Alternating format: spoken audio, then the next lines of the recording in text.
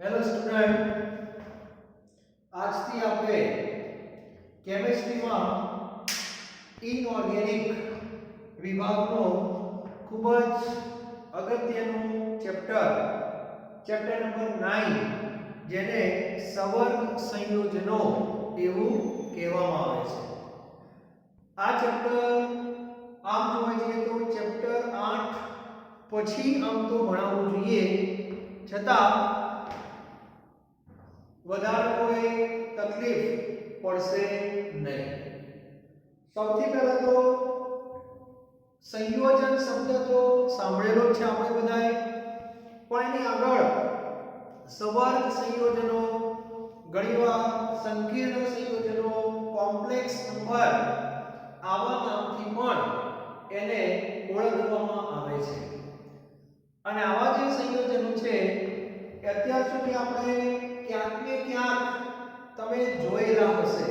દાખલા તરીકે હું ખાલી એક ઉદાહરણ આપું એટલે તમને ખ્યાલ આવે કે હા, આવું સંયોજન આપણે ક્યાંક જોયેલું છે, બરાબર?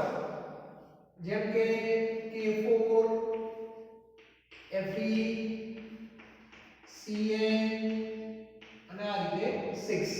ટૂંકમાં ચોરસ કૌંસવાળા સંયોજનો એવું આપણે રૂટીનમાં કહી શકીએ. તો દેખાવમાં આવા જે વિચિત્ર પ્રકારના સંયોજનો છે એને સવર્ગ સંયોજનો કહેવામાં આવે છે.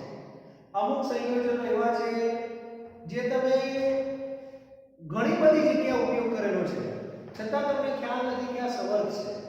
જેમ કે KMnO4 બધા આપણે આમાં લખીએ છીએ, પોટેશિયમ પરમેંગનેટ, વાસ્તવમાં આ રીતે છે. ત્યાર પછી પોટેશિયમ ડાઇક્રોમેટ છે, K2Cr2O7, તો વાસ્તવમાં એ આ રીતે છે.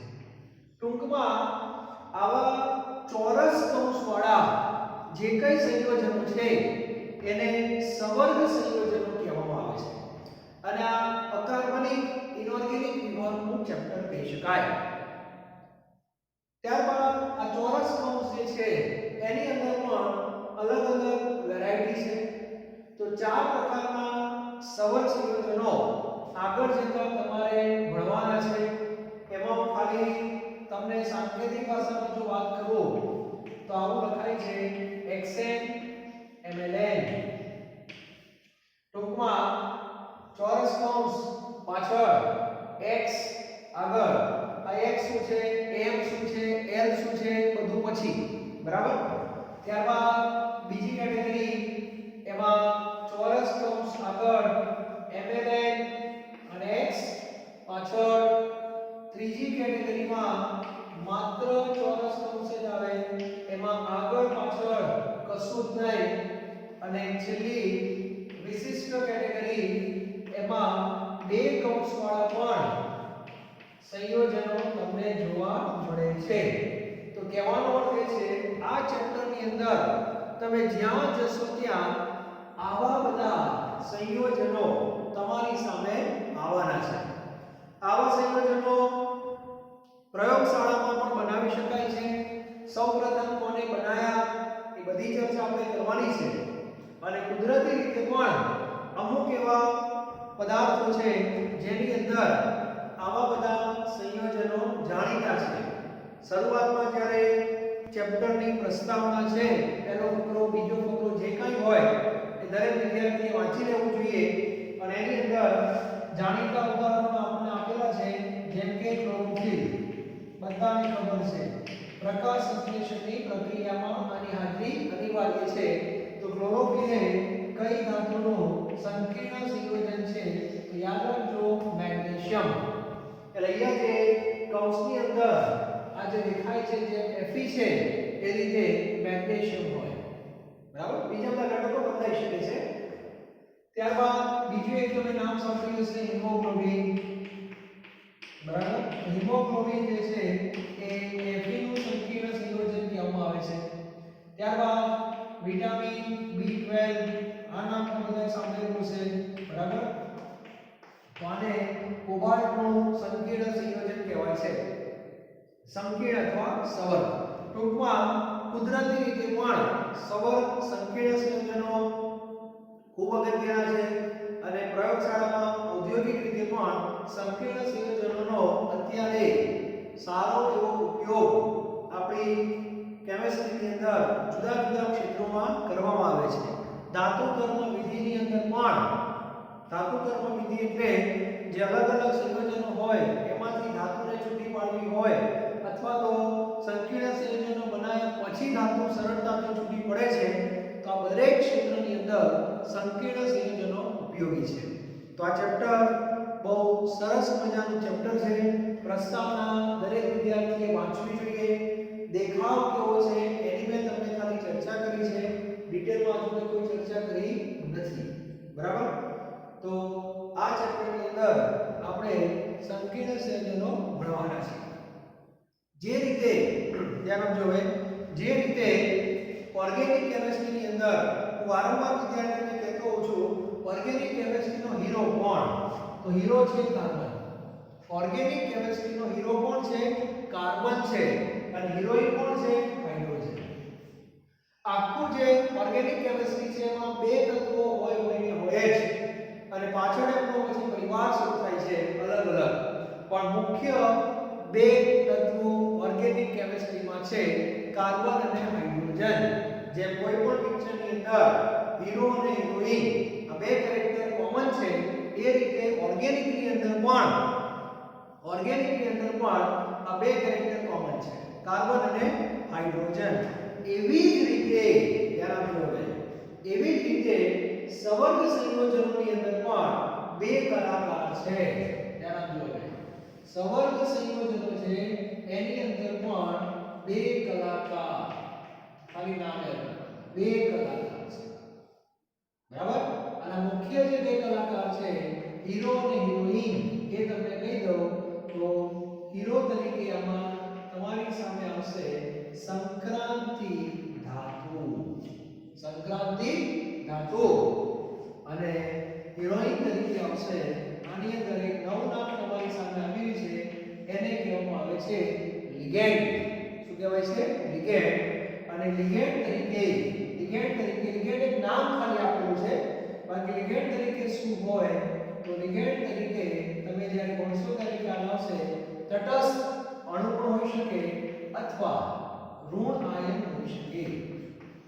અમુક અપવાદ કિસ્સામાં ધન આયન પણ લિગેન્ડ તરીકે વર્તે છે, પણ એ અપવાદ કિસ્સામાં, પણ સામાન્ય રીતે લિગેન્ડ તરીકે કાં તો તટસ્થ અણુ હશે કાં તો ઋણ આયન હશે. તો સૌથી પહેલા ચેપ્ટર જ્યારે શરૂ થતું હોય, પિક્ચર જ્યારે શરૂ હોય ત્યારે એ ચેપ્ટરના મુખ્ય કલાકાર કોણ છે એ ક્લિયર હોવું જોઈએ. તો મુખ્ય કલાકારોમાં આ બે કલાકાર મુખ્ય છે, સંક્રાંતિ ધાતુ અને લિગેન્ડ. બરાબર? તો આ બંને વિશે થોડું ભણવું પડે. તો આજનો આ જે લેક્ચર છે એની અંદર હું માત્ર સંક્રાંતિ ધાતુ વિશે ચર્ચા કરીશ. સંક્રાંતિ ધાતુનું આખું ચેપ્ટર છે, ચેપ્ટર નંબર 8. આપણું જે આખું આવર્ત કોષ્ટક છે SPDF, એમાં D વિભાગના તત્વોને સંક્રાંતિ કહેવાય છે, F વિભાગના તત્વોને આંતર સંક્રાંતિ તત્વો કહે છે. હવે આખું ચેપ્ટર ભણવાની કોઈ જરૂર નથી, પણ એ સંક્રાંતિ ધાતુઓ વિશે થોડીક માહિતી, તેમની ઇલેક્ટ્રોન રચના એ તમને ખબર હોવી જોઈએ. બરાબર? આ મેં જે ઉદાહરણ લખ્યા છે એમાં તમે કૌંસની અંદર આ જે બે કલાકારને લખ્યા છે એ કૌંસની અંદર હોય છે. જેમ કે આ દેખાય Fe એ સંક્રાંતિ ધાતુનું આયન છે. અત્યારે ધાતુ યાદ રાખો. Cn જે દેખાય છે એ લિગેન્ડ છે. બરાબર? ત્યારબાદ KMnO4 Mn જે છે એ સંક્રાંતિ ધાતુ છે અને ઓક્સિજન એ લિગેન્ડ છે. ક્રોમિયમ સંક્રાંતિ ધાતુ છે, ઓક્સિજન લિગેન્ડ છે. અને ચારે ચાર પ્રકારોને લખ્યા છે એ સાંકેતિક ભાષામાં તમને દેખાય છે. જ્યાં તમને M દેખાય છે, M એટલે મેટલ અને એ મેટલ એટલે ધાતુ. એટલે M જે છે સંક્રાંતિ ધાતુ છે અને જે N લખેલું છે એ લિગેન્ડ છે. પણ N ના સ્વરૂપમાં લખ્યું છે કારણ કે લિગેન્ડની એ સંખ્યા બતાવે છે. એ બધું આપણે પછી જોઈશું. પણ અત્યારે તમારા મગજની અંદર સવર્ગ સંયોજનોના મુખ્ય બે કલાકાર મગજમાં પહેલા ફિટ કરો.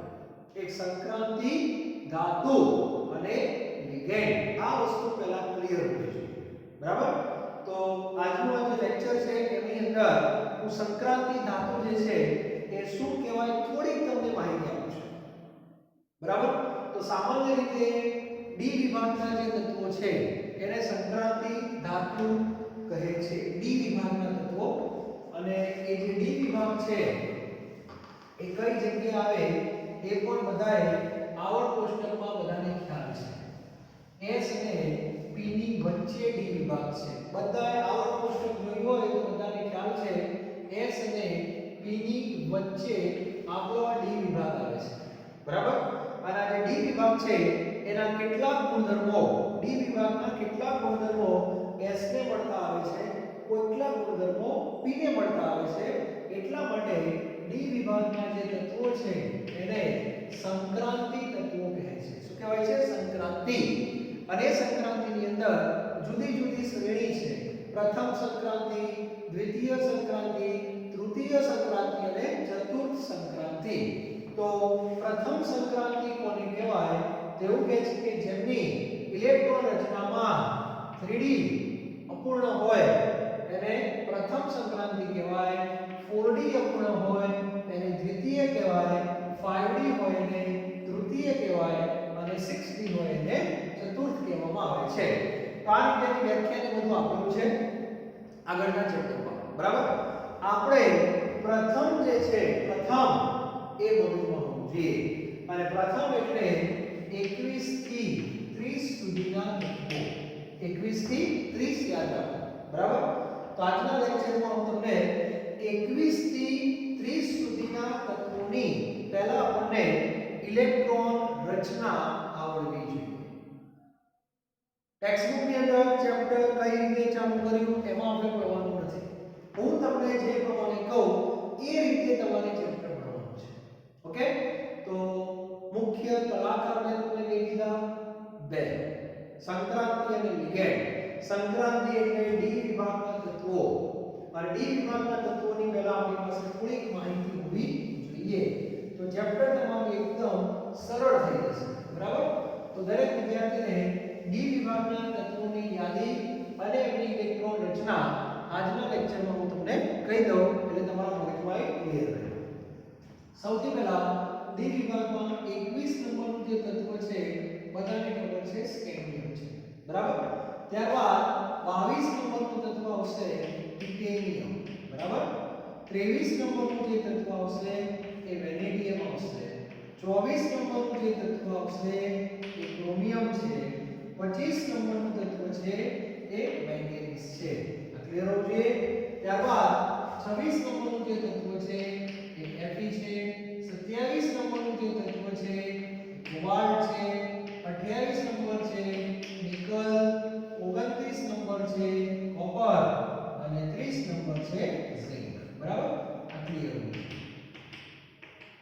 એટલે અત્યારે બધી હું ચર્ચા નથી કરતો પણ દરેક વિદ્યાર્થીને શરૂઆતથી 11મા ધોરણથી કહેલું છે કે 1 થી 30 સુધીના તત્વોની ઇલેક્ટ્રોન રચના દરેકને આવડવી જોઈએ 1 થી 30 મેં કહ્યું છે બરાબર એટલે સ્વાભાવિક છે 21 થી 30 એમાં આવશે છે મોટાભાગના વિદ્યાર્થીએ 20 સુધી તો યાદ રાખતા જ હોય છે પણ 21 થી 30 તમારે યાદ રાખવાના છે કારણ કે અહીંથી ડી કક્ષકની એન્ટ્રી શરૂ થાય છે બરાબર હવે ઇલેક્ટ્રોન રચના તો બધાને ખબર છે બોક્સ પર લખું છું આર્ગન કમ્પ્લીટ કરી દીધી એટલે કહું કે કેટલા ઇલેક્ટ્રોન ભરાઈ ગયા આર્ગન કમ્પ્લીટ થઈ જાય એટલે 18 ઇલેક્ટ્રોન ભરાઈ ગયા કહેવાય એટલે 18 સુધી આપણે પહોંચી ગયા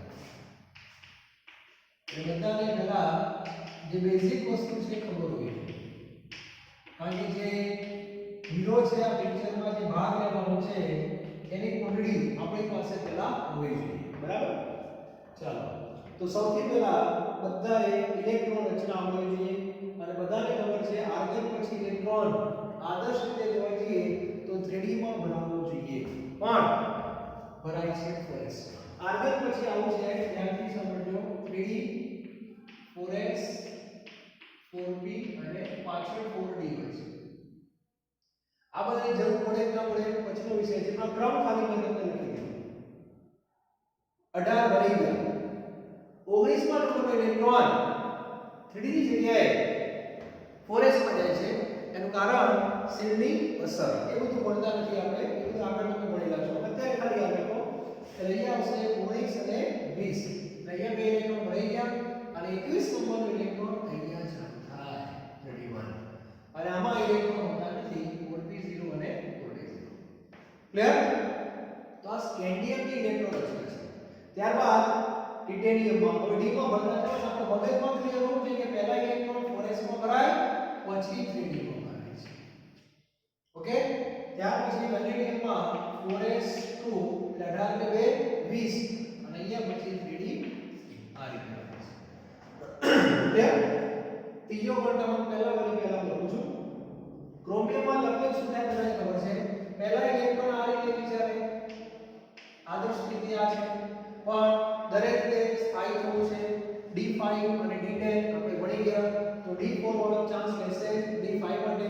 તો એના માટે 4s માંથી એક ઇલેક્ટ્રોન D5 માં આવે છે અને આ બે વચ્ચે ઊર્જાનો એટલો બધો તફાવત નથી. એટલે એક ઇલેક્ટ્રોન અહીંથી શિફ્ટ થઈને આમાં આવી જાય છે. અને એટલા માટે ભૂતકાળમાં આપણે આની આગળ શું કરતા હતા? સ્ટાર કરતા. ત્યારબાદ મેંગેનીઝ ફરીથી એમાં 4s2 અને 3d5 18 ને 2 20 ને 5 25. એટલે ધ્યાન રાખજો d5 વાળા બે છે, એક ક્રોમિયમ અને મેંગેનીઝ. મેંગેનીઝ ને રેગ્યુલર d5 કહેવાય અને ઇરેગ્યુલર કહેવાય. આ પહેલેથી આવી જાય છે, આ પાછળથી બને છે. એટલે ઘણા વિદ્યાર્થી d5 વાળો ક્રોમિયમ યાદ રાખે છે, બીજા બધા ઓરિજિનલ છે તો ભૂલી જાવ છો તમે. મેંગેનીઝ આ ક્લિયર હોવું જોઈએ, બરાબર? Fe ની અંદર પહેલા 4s2 અને પછી 3d6, એના પછી 4s2 3d7, 18 ને 2 20 3d8, 4s2 3d9. તો ફરીથી એક સ્ટાર આવી ગયો. કોપર યાદ કરો તો કોપર 89 છે. D10 ની નજીક એક ઇલેક્ટ્રોન અહીંથી ઉડી જાય અને સીધો આમાં આવી જશે 3d10 માં આવી જશે. અને છેલ્લે રેગ્યુલર 4s2 અને 3d10. તો d10 વાળા પણ બે છે, એક રેગ્યુલર અને ઇરેગ્યુલર. તો દરેક વિદ્યાર્થીને આ ચેપ્ટર જ્યારે ભણતા હોઈએ ત્યારે સૌપ્રથમ 21 થી 30 સુધીના તત્વોની ઇલેક્ટ્રોન રચના જે છે આવડવી જોઈએ, બરાબર? અને આ ચેપ્ટરનો જે મુખ્ય કલાકાર સંક્રાંતિ છે એ છે, તો એની તમને ઇલેક્ટ્રોન રચના આવડવી જોઈએ જ, બરાબર? અને આ સંક્રાંતિ ધાતુ જે છે એ આગળ જતા લિગેન્ડ સાથે જોડાવાનો છે. કઈ રીતે જોડાય છે એ બધી ચર્ચા આપણે નેક્સ્ટ લેક્ચરમાં કરવાના છે, બરાબર? તો આજનો આ જે લેક્ચર છે ખાસ કરીને દરેક વિદ્યાર્થીએ ટેક્સ્ટબુકમાંથી એકવાર પ્રસ્તાવના વાંચી લેજો. પ્રસ્તાવના વાંચ્યા પછી તરત તમારે આ ચેપ્ટરનો જે મુખ્ય કલાકાર જે સંક્રાંતિ છે એના તરફ આવી જવાનું. તો આ ઇલેક્ટ્રોન રચના દરેકને આવડવી જોઈએ. ત્યારબાદ જે જરૂર પડશે તો હું સમજાવવા માંગુ છું. ઇલેક્ટ્રોન રચના લખ્યા પછી બધાને ખબર છે કે ધાતુઓ હંમેશા ઇલેક્ટ્રોન ગુમાવવાની વૃત્તિ ધરાવતી હોય છે. તો જ્યારે સંક્રાંતિ ધાતુને લિગેન્ડ સાથે જોડાવાની વાત આવે છે ત્યારે લિગેન્ડ જે છે એની અમુક શરતો છે અને એ શરતો એવી કંઈક છે કે સંક્રાંતિ પાસે ખાલી કક્ષકો હોવી જોઈએ. ઓલરેડી 4p અને 4d તો ખાલી છે, છતાં પણ આ જે ભરાયેલી કક્ષકો તમને જે દેખાય છે એ ખાલી કરવામાં આવે છે જેવી જરૂરિયાત એ પ્રમાણે.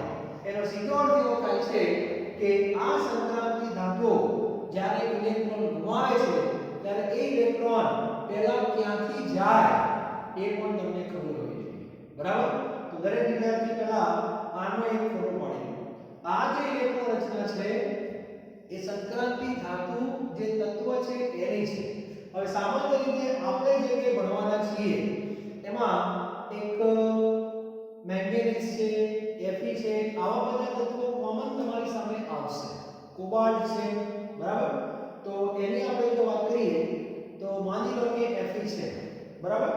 હવે Fe+2 થયા ચાલો Fe+2 થયા તો એનો અર્થ એવો થાય કે બે ઇલેક્ટ્રોન કાઢવાના છે તો એ બે ઇલેક્ટ્રોન ક્યાંથી જશે તો દૂરનો ક્વોન્ટમ ચાર છે ચોથી કક્ષા એટલે ઇલેક્ટ્રોન 4s માંથી જાય એટલે 4s માં 0 થઈ જાય અને 3d માં 6 ના 6 જશે આ ખબર પડી બરાબર પછી તમને એમ કહે કે ભાઈ Fe+3 છે ચલો +3 એટલે 3 ઇલેક્ટ્રોન કાઢવાના છે 3 ઇલેક્ટ્રોન તમે કાઢશો તો બે તો 4s માંથી ગયેલા છે એક ઇલેક્ટ્રોન d માંથી જશે એટલે આ થઈ જશે d5 થઈ જશે એટલે દરેક વિદ્યાર્થીને ઇલેક્ટ્રોન ક્યાંથી નીકળે છે એ પણ ખબર હોવી જોઈએ એટલે 21 થી 30 માં ઇલેક્ટ્રોન કઈ રીતે આવે છે આવવાના નિયમો અને જવાના નિયમો અલગ અલગ હોય બરાબર તો એ પણ ધ્યાન રાખવાનું કોબાલ્ટ છે માની લો કે 3+ છે તો 3+ છે તો 3 ઇલેક્ટ્રોન ક્યાંથી કાઢશો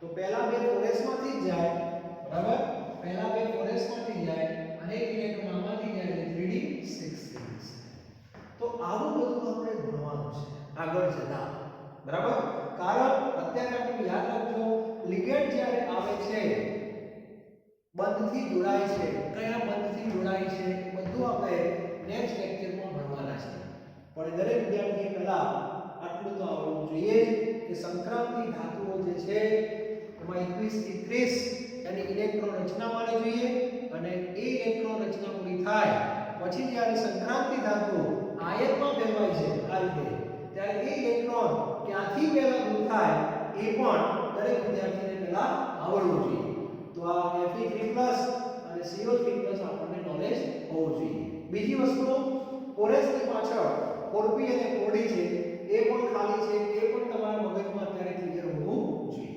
બરાબર આ d5 થઈ ગઈ પૂર્ણ થઈ ગઈ આ d6 છે એટલે એમાં પણ તમને અમુક ઇલેક્ટ્રોન એડજસ્ટ થઈ શકે બધું આપણે જોઈશું ડિટેલમાં પણ કક્ષા પોઈન્ટમાં ખાલી કરવી આ એક પ્રયોજન હોય છે 4s તો ખાલી થઈ ગઈ બરાબર એટલે વ્યાપક રીતે હું તમને બધી ચર્ચાઓ કરીશ બરાબર કે આ બધું શું કામ કરવું પડે છે શરૂઆતમાં 2-3 લેક્ચર તમે ભરશો એમાં જ આખા ચેપ્ટરનો તમને આઈડિયા આવી જશે બરાબર એટલે બહુ ગભરાવાની જરૂર નથી બહુ સરસ મજાનું પ્રકરણ છે શબ્દો નવા છે એટલે નવું લાગશે પણ ચેપ્ટર એકદમ સરળ છે બરાબર અને આની અંદર ફરી કહું છું મુખ્ય કલાકાર યાદ રાખજો કોણ સંક્રાંતિ અને લિગેન્ડ તો આજના લેક્ચરમાં મેં સંક્રાંતિ વિશે થોડીક તમને આઈડિયા આપી દીધો છે બરાબર તો હવે નેક્સ્ટ લેક્ચરમાં એક નવા મુદ્દા સાથે